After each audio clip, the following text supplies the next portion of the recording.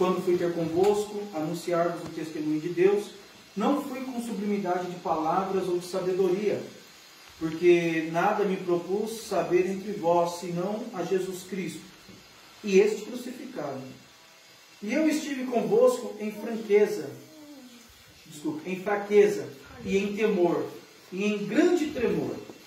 A minha palavra e a minha pregação não consistiram em palavras persuasivas, de sabedoria humana, mas em demonstração do Espírito e poder, para que a vossa fé não se apoiasse em sabedoria dos homens, mas no poder de Deus.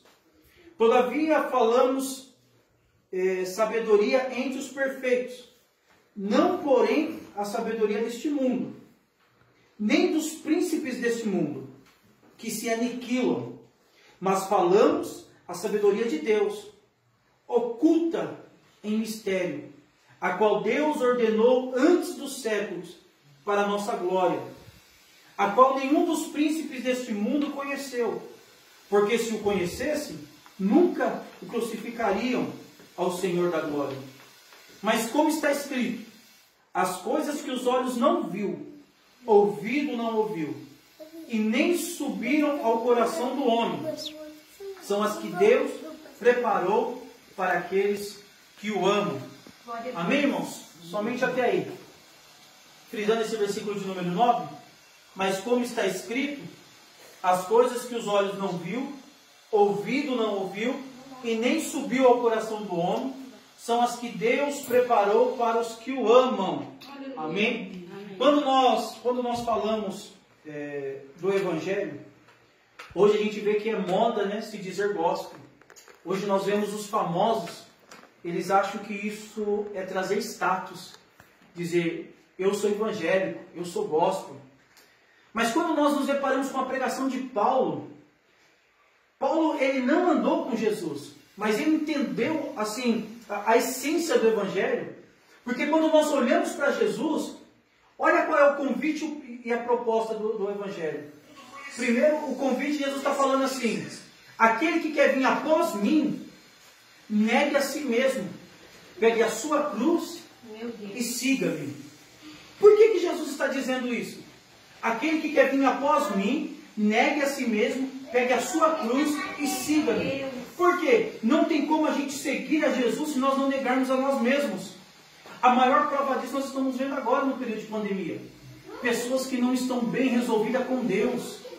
Por quê? Quando vem a crise, o que elas fazem quando vem a crise? Elas voltam para o mundo. Elas abandonam Jesus. Não é isso que os apóstolos nos ensinaram. A pregação dos apóstolos não era essa. A pregação de Paulo não era essa. A pregação de Paulo é assim, viver é lucro, morrer é Cristo. Ou viver é Cristo, morrer é lucro. Ele está deixando bem claro, para mim tanto faz viver ou não. Não é que eu estou desejando a morte, nós não podemos desejar a morte, mas também não podemos ter medo dela. Porque aqueles que nasceram de novo, não temem mais a morte. A morte não tem mais poder sobre nós. Ela pode ter poder sobre a nossa carne, mas essa carne vai voltar para a terra. O que Deus ele vai recolher vai ser o nosso espírito. Ele tem um negócio com a nossa essência.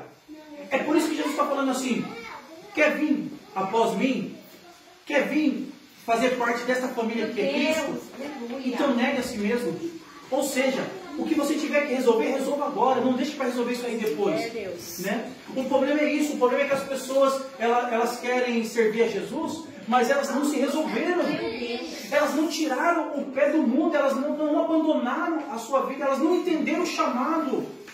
Não existe nós declararmos que estamos morrendo para o mundo. Eu declarar, eu morri para o mundo. E todas as vezes que alguma coisa me decepciona, eu quero voltar para o mundo. Isso não existe, é antilógico. Ninguém viu morto sair andando pela rua. Então nós temos que entender que a partir do momento que nós morremos para o mundo, o mundo não nos pertence mais. Então Jesus está dizendo assim, resolve a sua situação com você, porque quando você começar a me seguir, você vai pegar a cruz. E a cruz, ela fala de morte. Então você sabe que o que te espera é caminho é a via dolorosa, é caminho de perseguição, é caminho de afronta. E a maior verdade disso é que Jesus ele fala assim, no mundo tereis aflições, mas tende bom ânimo, porque eu venci o mundo. Ele está dizendo, não vai ser fácil, não vai ser um mar de rosa, não vai ser só alegria, não vai ser só sorriso. Sabe por quê? As pessoas nos julgam pelo momento que nós estamos vivendo. Às vezes o nosso momento é de lágrima. Só que o nosso momento, ele não define o nosso final. O nosso momento pode ser de lágrima, mas o nosso final é de alegria. Porque a nossa recompensa, irmãos, não está no meio, mas a nossa recompensa está no final. Vai ser quando nós nos encontrarmos com o Senhor nosso Deus. Aleluia. Quando Ele olhar para nós e falar assim, vinde benditos do meu Pai, e receber a herança que vos está preparada. Irmãos, é isso que tem que queimar o nosso coração. É esse o fogo do Espírito Santo que tem que nos motivar a estar sempre firme na presença de Deus, independente de qualquer circunstância. Eu gosto muito de ver assim cultura judaica, né?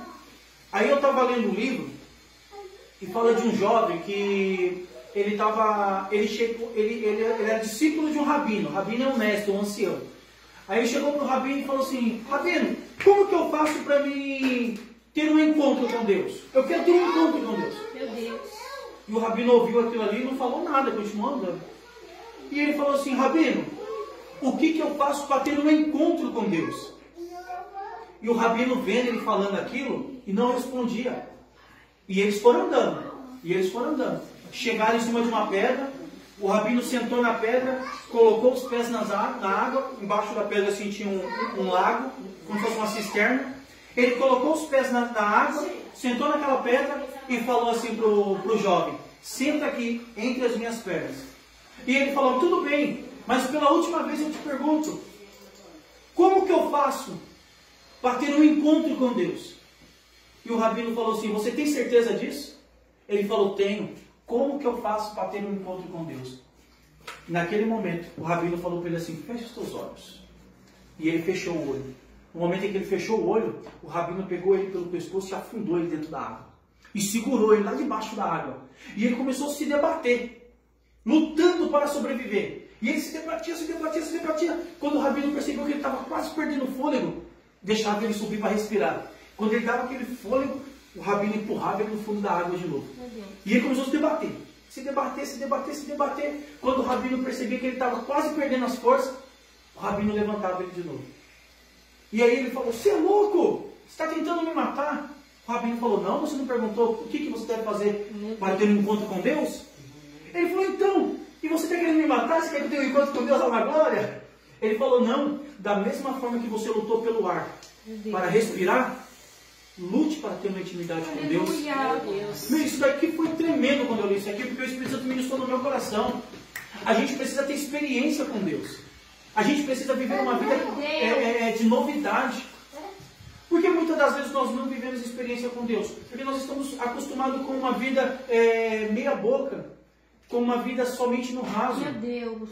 Irmãos, viver no raso, você vai sentir um arrepio no braço. Aleluia. Viver no raso, você vai ver milagres acontecendo na vida do outro.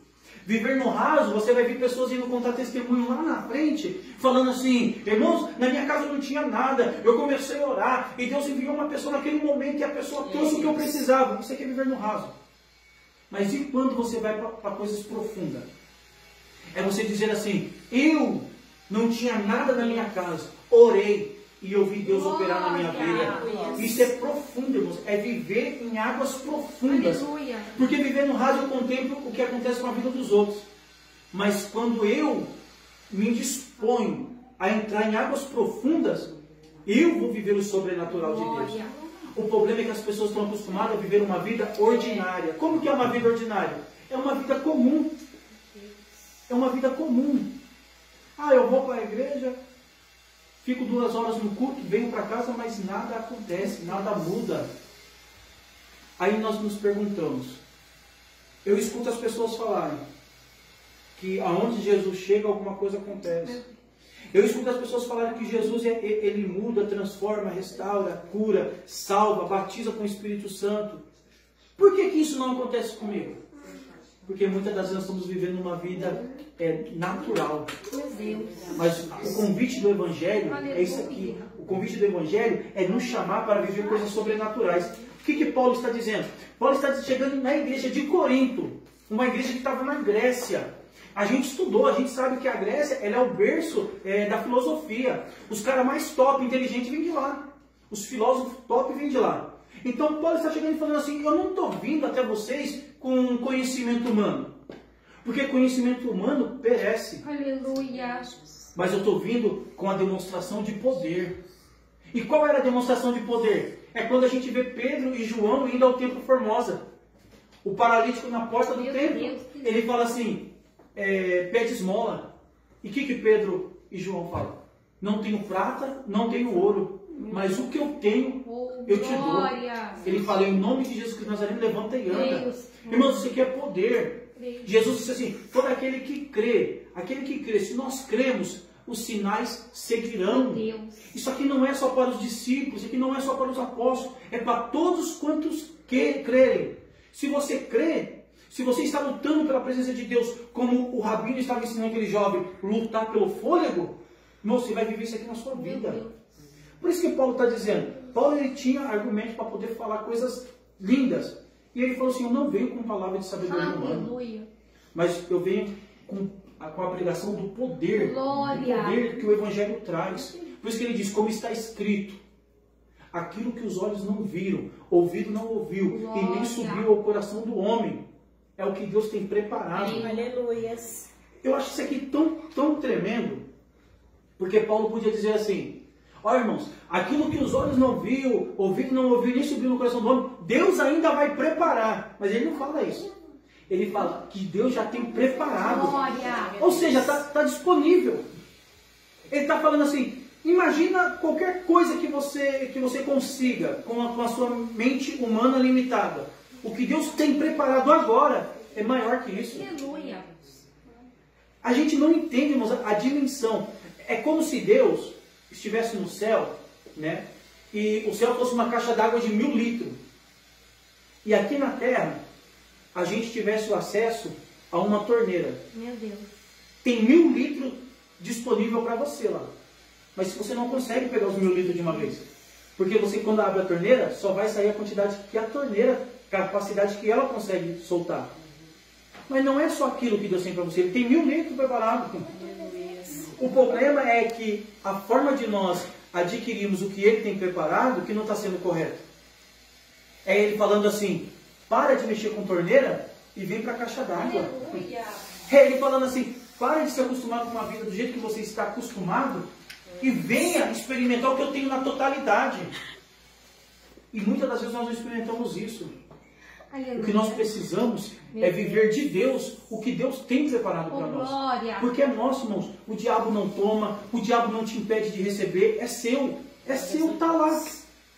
Aí às vezes a gente falando assim, mas como que eu posso... Pastor, tá bom, eu entendo que Deus tem coisas grandes preparadas para mim. Mas como que eu tenho acesso a isso?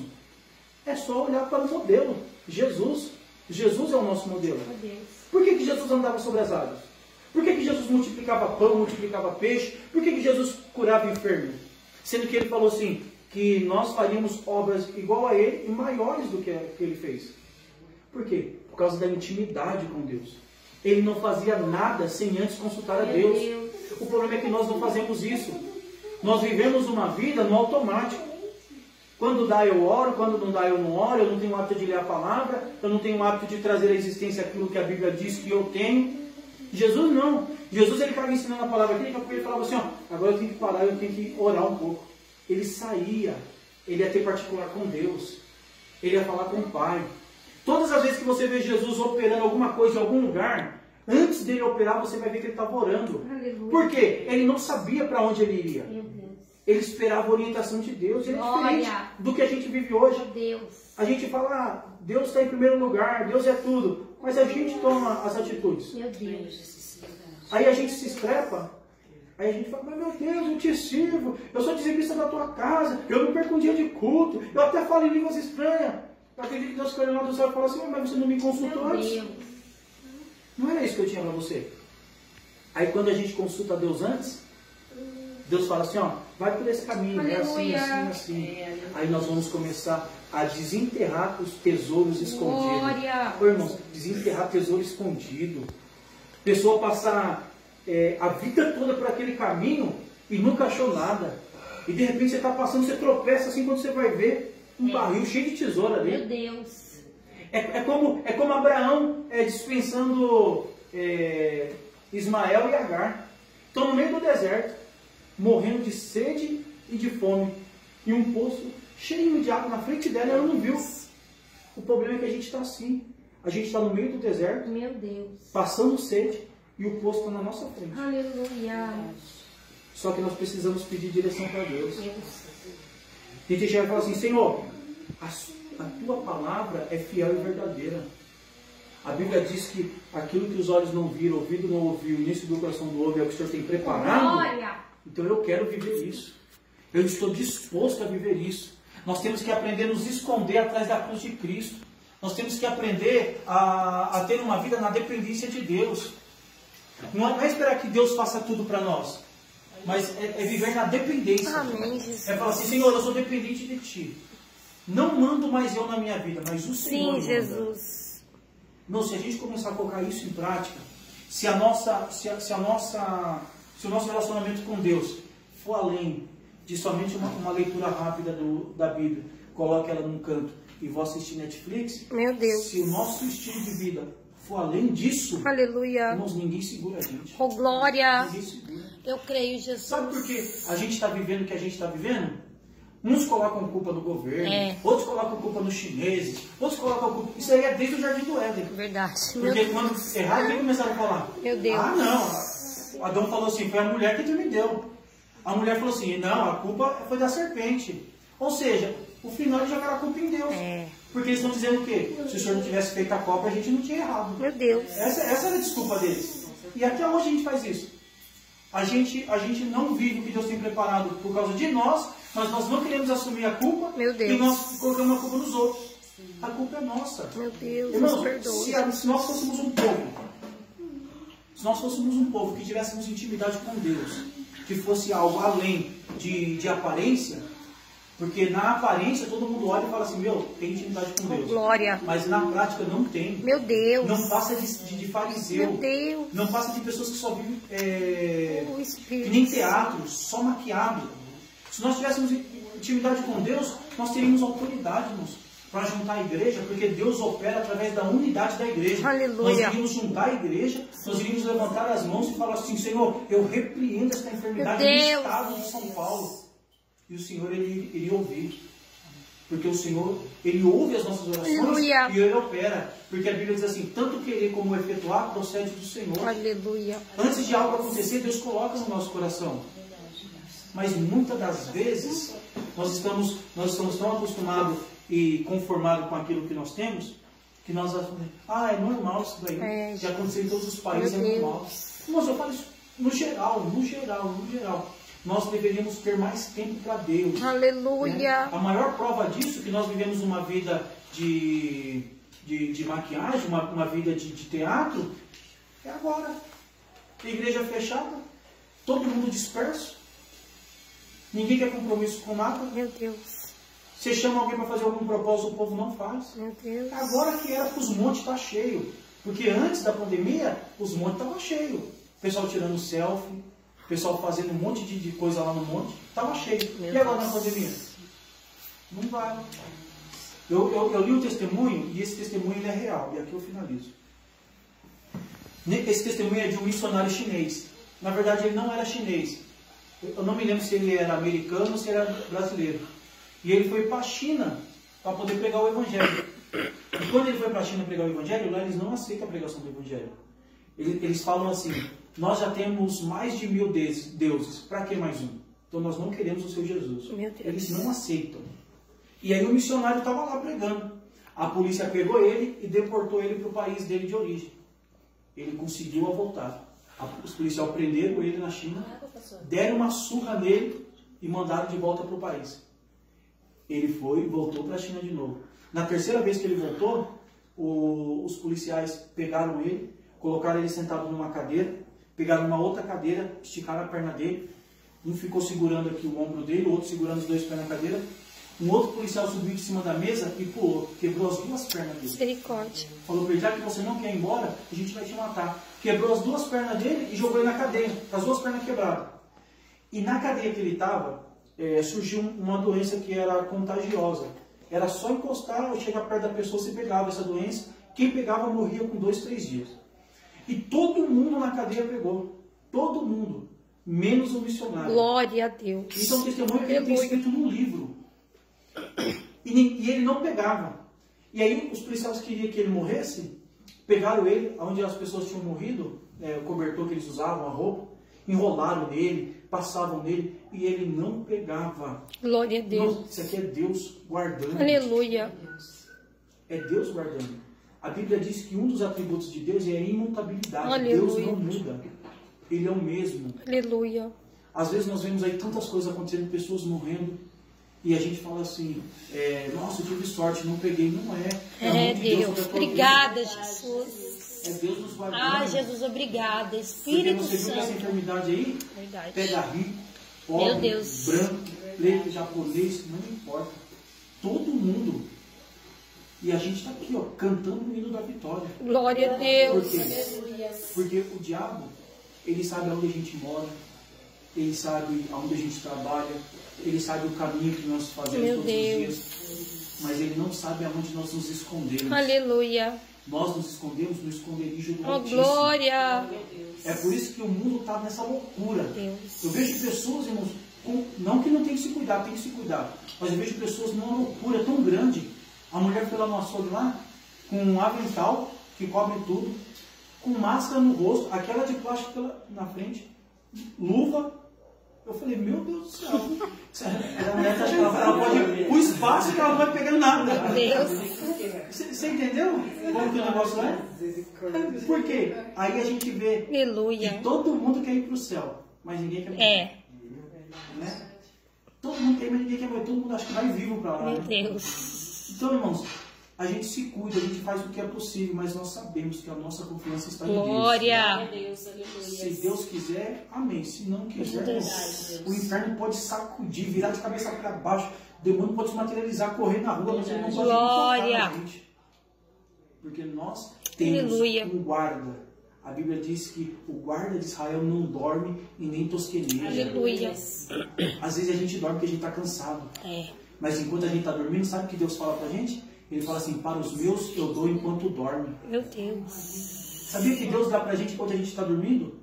Por isso que às vezes você sonha com coisa e você fala assim, nossa, sonhei com tal coisa. Deus. E às vezes você vai colocar aquilo na prática e aquilo acontece. Glória. E você não entende, Deus te deu e você Meu estava Deus. dormindo. Aleluia. Mas por que Deus dá para a gente quando a gente está dormindo? Porque quando a gente está acordado, a gente está preocupado com tantas coisas. Meu Deus. Que a gente não tem tempo de ouvir a Deus. Então Aleluia. sensível. Aí Deus fala assim, então pera, quando você dormir, rapaz, aí eu coloco um sonho em você, eu coloco algo no seu Meu coração. Deus. E Deus dá para os seus enquanto dorme. Amém? Amém. Deus abençoe a vida dos irmãos. Vamos louvar Jesus com palmas, irmãos?